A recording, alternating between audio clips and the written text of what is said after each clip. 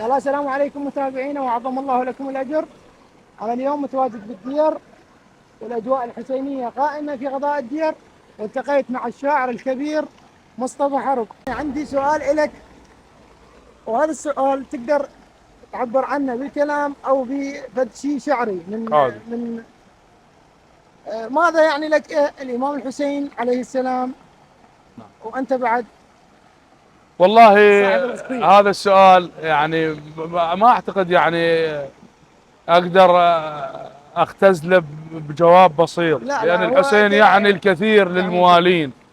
الحسين منبر الاحرار، الحسين منطلق للحريه، الحسين منطلق للثوره، الحسين قمه بالعطاء، الحسين مثابره، تقدم، اخلاص.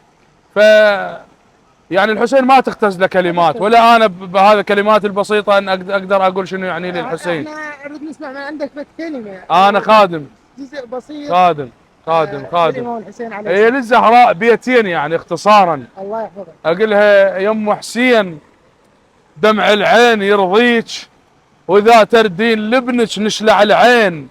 يم الحسن منك كل شي ما اريد، بس سجليني خادم عد الحسين. بس اديني خادم عبد اي الحسين. والله، نسال الله القبول والتوفيق لنا صح والكم الله جميعا لسانك. بحق محمد وال الله محمد. يحفظك. الله يسلمكم يا حبيبي. الله يقيم عزاءكم. سيدنا الله العزيز، يحفظكم ان شاء شرفتونا الله. اليوم وجزاكم الله خير على هاي اعذرونا عطلنا التغطية. عليكم لا بالعكس، ولكن احنا انت احنا بصراحة بخدمتكم، لك معزة خاصة احنا بخدمتكم مولانا، بالغد. شرفتونا.